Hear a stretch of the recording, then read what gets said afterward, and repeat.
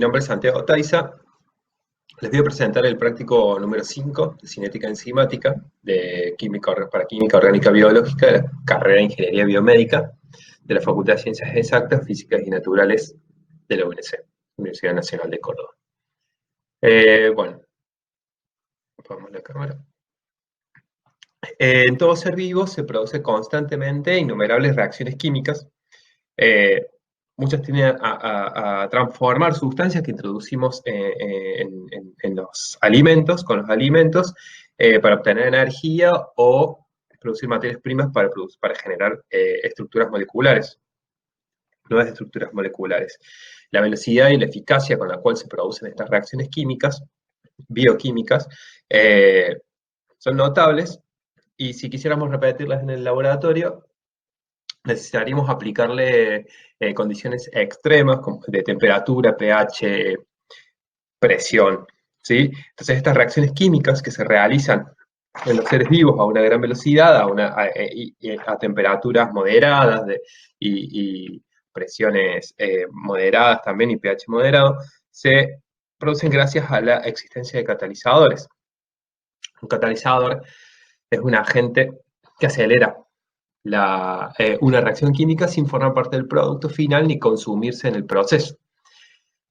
Lo que hace un catalizador es disminuir la energía de activación de la reacción. Es decir, si graficamos energía versus tiempo de reacción, transcurso de la reacción, para llegar de reactivos a productos en una reacción no catalizada por una enzima o no catalizada por un catalizador, sea inorgánico o biológico, los reactivos tienen que pasar este umbral de energía, denominado energía de activación, para llegar a productos.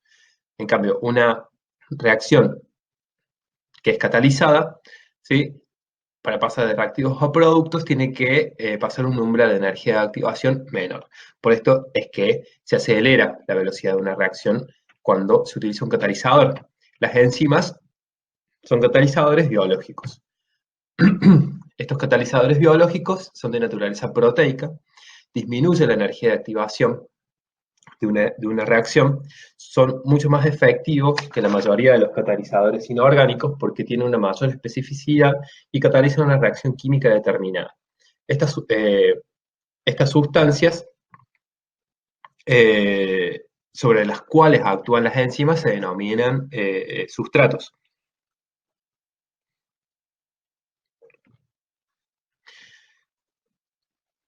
Bueno, como dijimos anteriormente, las enzimas, al ser catalizadores, aumentan la velocidad de una reacción disminuyendo la energía de activación. Nuevamente, si graficamos energía libre versus progreso de la reacción, tenemos que la enzima disminuye la energía de activación comparándola con la reacción sin catalizar, porque el sustrato tiene que atravesar este umbral de energía, activarse, producir un sustrato activado y generar el producto. En cambio, en este caso, el sustrato se une a la enzima, forma este complejo intermediario de enzima-sustrato que es efímero, o sea, es un complejo transitorio, ¿sí? Y lo que hace es disminuir la energía de activación, acelerando así la reacción, entonces un mayor número de moléculas de sustrato pasa a productos. ¿Sí? Notemos acá en este punto que el cambio de energía libre de la reacción, ¿sí?, el delta entre la energía de los reactivos y la energía de los productos, no varía.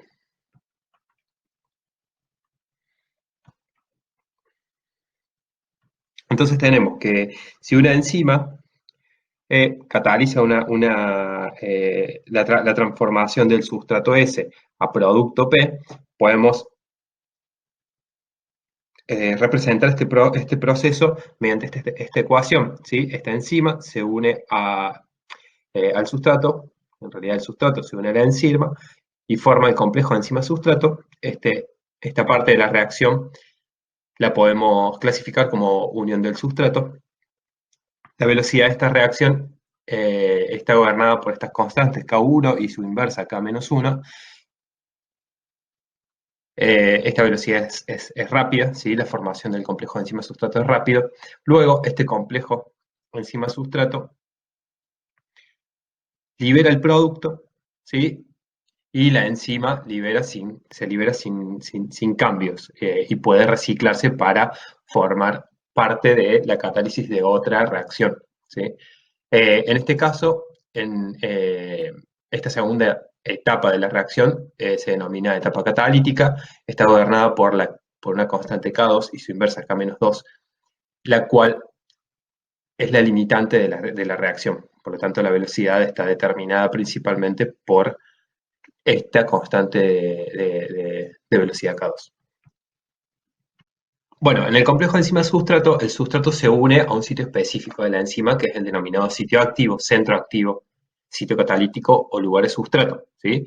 Con cualquiera de esos sinónimos lo van a encontrar en la literatura. El sitio activo es donde se cumple la función catalítica. Es decir, la enzima, al ser una proteína, tiene estructuras primarias, secundarias, terciarias y cuaternarias que le da una tridimensionalidad a la molécula, ¿sí? Esta tridimensionalidad hace que se forme un sitio activo que es específico para un determinado sustrato, hace que este sustrato se una a este sitio activo a partir de interacciones no covalentes, ¿sí? De uniones no covalentes, es decir, se pueden formar a partir de estas interacciones, pueden ser de puente hidrógeno, enlaces iónicos, interacciones hidrofóbicas o de Van der Waals. Entonces, la molécula del sustrato se une a este sitio activo, se forma este complejo enzima-sustrato, la molécula del sustrato que se fija a la enzima sufre una deformación en sus enlaces que van a ser afectados por la reacción y adquiere como un estado tenso, eh, desde el cual pasa fácilmente a formar el producto, ¿sí? Entonces estamos aquí, se forma este estado tenso, ¿sí? Disminuye la energía de activación y pasa a producto, ¿sí?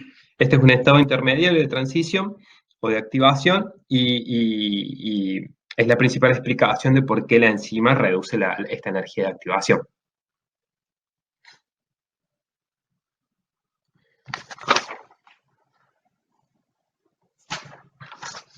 Eh, bueno, la actividad enzimática se puede determinar midiendo la cantidad de producto que se forma o de sustrato que se consume en un tiempo dado, en una mezcla de reacción. Es decir, el cambio de la concentración de productos en el tiempo y el cambio de la concentración de sustrato en el tiempo. ¿Sí? La actividad enzimática se puede expresar en términos de velocidad, ¿sí? Porque este cambio me está indicando velocidad. Está relacionado con la cantidad de enzima, ¿sí? Esta velocidad la podemos expresar en términos de velocidad inicial, o V0, cuando la cantidad de sustrato consumido es menor al 5%. Es decir, tengo un exceso de sustrato comparado con lo que se consumió, ¿sí? Esta es la velocidad inicial. Las unidades que se utilizan principalmente para expresar las cantidades de enzimas en una muestra es las unidades internacionales, que me indica una unidad de cualquier enzima que catalice la transformación de 1 micromol, 10 a la menos 6 moles, de un sustrato por minuto, en condiciones definidas de pH, temperatura, etc.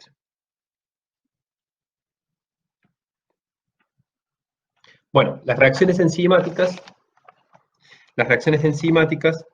se caracterizan porque, aunque aumente la concentración de sustrato, la velocidad no aumenta linealmente, aparece un efecto de saturación. ¿Qué es esto? Que si nosotros graficamos velocidad inicial versus concentración de sustrato, manteniendo constante la concentración de enzima, vemos este perfil de curva, una hipérbola, ¿sí? Que tiene una saturación a medida que aumenta la concentración de sustrato, ¿sí? Eh, ¿Por qué se produce esto? Porque la enzima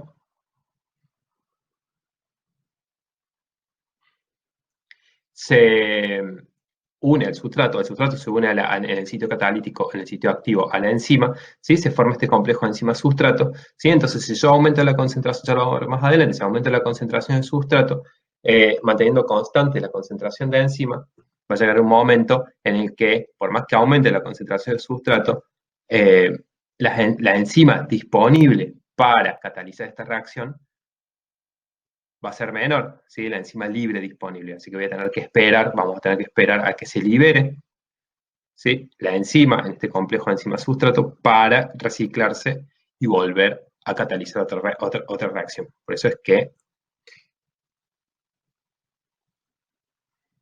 se genera una meseta.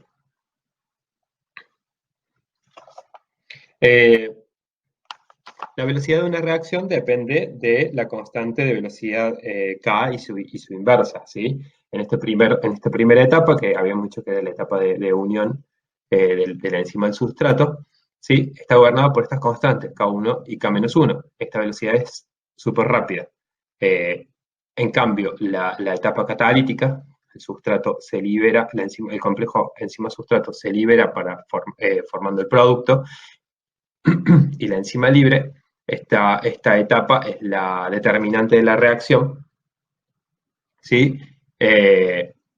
Por lo tanto, la velocidad la podemos expresar como en términos de esta constante 2 por la concentración de sustrato. ¿Sí? Esta constante 2 también recibe el nombre de constante catalítica. Eh, bueno, en el caso que nosotros aumentemos la concentración de enzima, siempre manteniendo la constante, lo que vamos a observar es que la hipérbola es igual, pero por encima.